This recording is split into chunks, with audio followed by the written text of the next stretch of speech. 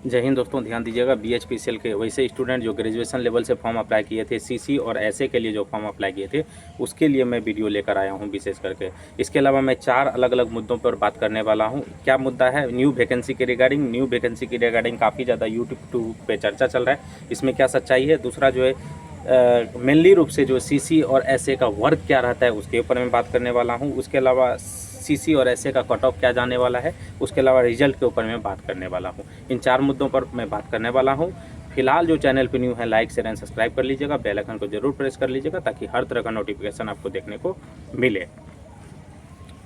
चलिए आइए, सबसे पहले देखेंगे कि न्यू वैकेंसी का के ऊपर में क्या सच्चाई है। तो याद रखिएगा, न्यू वैकेंसी का जो भी आप वीडियो देख पा रहे हैं, या टीचर के माध्यम से, या अनसोर्स के माध्यम से, या यूट्यूब के माध्यम से, तो याद रखिएगा इसमें सच्चाई ना के बराबर है।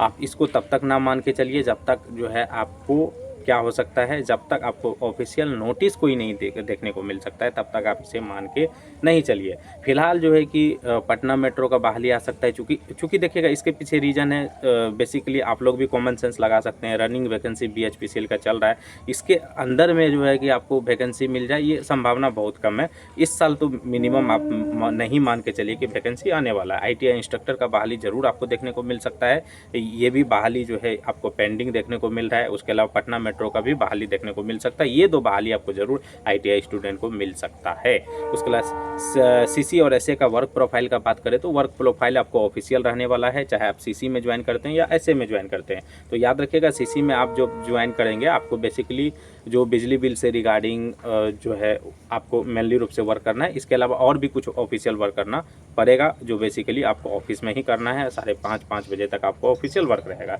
उसके बाद जो है स्टोर कीपर का बात करें तो स्टोर कीपर में जो है आपको बीएचपीसीएल का जो भी सामान होगा, बीएचपीसीएल यानी कि बिजली विभाग का जो भी सामान होगा, उसका आपको लेखा जोखा रखना है। उससे रिलेटेड आपको जो है कि वर्क करना है, कितना सामान जो है बाहर गया, फिर कितना सामान जो है अंदर आया। और इसमें जो है प्रमोशन का बात करें तो सबसे पहले आप क्लर्क बनेंगे। उसके अलावा कहीं कहीं 3 से 5 साल, कहीं जो है आपको अगर सीट खाली दिखेगा तो कहीं 3 साल, कहीं 4 साल में आपको जो है कि सीनियर क्लर्क बन जाएंगे। और जो है मेनली रूप से अगर आप बात करेंगे तो 5 साल में आप सीनियर क्लर्क बनेंगे, फिर आप 5 साल में क्या करेंगे, हेड क्लर्क बनेंगे। यानी कुल मिला के 15 साल में आप जो है हेड क्लर्क बनने वाले हैं। उसके अलावा स्टोर कीपर का बात करें तो स्टोर कीपर में भी वही आपको जो है प्रमोशन का जो फार्मूला है वही आपका लागू होगा।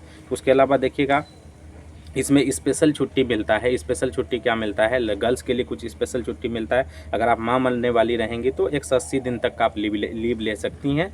उसके अलावा अगर आप फादर बनने वाले रहेंगे तो मेल, वो आप 15 दिन तक के लिए आप छुट्टी ले सकते हैं। ये स्पेशल छुट्टी है। उसके अलावा हॉलीडे का एनएच का बात करें, जिसे हम लोग एनएच करते हैं, तो बिहार सरकार में इससे ज़्यादा बीएचपीसीएल में छुट्टी के बारे में आपको बिल्कुल भी नहीं सोचना है। लगभग में 20 से 22 दिन तो आपको एनएच ही मिल जाएगा हर साल का बात करें ऑन एवरेज। तो यहाँ पे आपको छुट्टी के बारे में नहीं सोचना है। उसके अलावा सीएल मिलेगा, उसके अलावा आपको ईएल मिलेगा, एचपीएल मिलेगा, और काफ़ी ज़्यादा छुट्टी है। छुट्टी के बारे में आपको बिल्कुल भी नहीं सोचना है। सारी छुट्टी को अगर आप जोड़ लीजिएगा तो सबसे ज़्यादा आपको छुट्टी मिलने वाला है।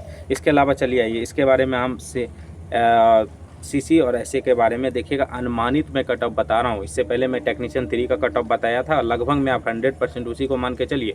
लेकिन यहाँ पे मैं अनुमानित कट ऑफ बता रहा हूँ, चूँकि एग्जैक्ट डाटा इसके ऊपर में नहीं आ पाया है, और क्वेश्चन का जो है इसमें काफ़ी ज़्यादा वेरिएशन है, और जो है क्वेश्चन का लेवल थोड़ा बहुत कहीं ना कहीं डाउन रहा है। और जो टेक्नीशियन 3 का जो क्वेश्चन का लेवल था वो अच्छा खासा मॉडरेट था। इसे आप इजी टू मॉडरेट लेकर चल सकते हैं। इसमें याद रखिएगा, यूआर का जो कट ऑफ जा सकता है 76 से 77 जा सकता है।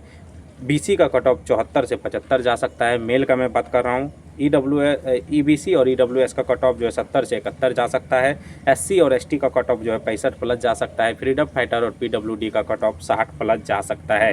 अगर आप फीमेल में आएंगे, यूआर का जो है 69 से 71 के बीच में जा सकता है। बीसी का 66 प्लस जा सकता है। ईडब्ल्यूएस और ईबीसी का कट ऑफ 60 प्लस जा सकता है। एसटी और एससी का कट ऑफ 50 से 55 के बीच में जा सकता है।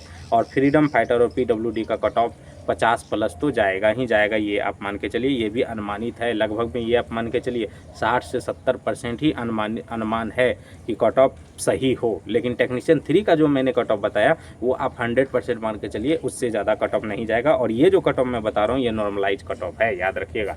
उसके अलावा काफ़ी लोगों को कमेंट आता है कि सर रिजल्ट कब तक आता है। देखिएगा, मैं तो ना तो मैं आयोग में हूँ, ना तो मेरा आयोग से बात होता है। उसके अलावा जो है कि कोई एग्जैक्ट नहीं बता सकता रिजल्ट कब तक आएगा। ये जैसे जैसे आप लोग को पता चलेगा वैसे मुझे भी उसी प्रकार से पता चलेगा कि रिजल्ट आ गया है। तो याद रखिएगा, हो सकता है आज मैं वीडियो अपलोड कर रहा हूँ 6 बजे तक, हो सकता है कि आपका सीसी और ऐसे का कट ऑफ आपको देखने को जो है रिजल्ट आपको देखने को मिल जाए, या हो सकता है जेएससी का रिजल्ट देखने को मिल जाए। कोई इसका एग्जैक्ट यहाँ पे इन्फॉर्मेशन नहीं रहता है। अगर कोई अनुमानित बोल भी रहा है तो याद रखिएगा वो आपको सिर्फ और सिर्फ गुमराह करने का कोशिश कर रहा है। एग्जैक्ट किसी के पास जानकारी नहीं रह सकता है, वो आयोग ही बता सकता है बेसिकली, अगर हम बात करें तो। ये चीज़ को आई होप समझ गए होंगे। और पीडब्ल्यूडी और फ्रीडम फाइटर का कुछ स्टूडेंट का ये कमेंट था कि सर इसका क्या है। तो याद रखिएगा, पीडब्ल्यूडी अगर आपका जब आपका वैकेंसी निकला था उसमें सीट अगर मेंशन नहीं किया गया है तो आप लोग बिल्कुल मत घबराइए। आपको पीडब्ल्यूडी के कैंडिडेट हैं तो आपको 4% सीट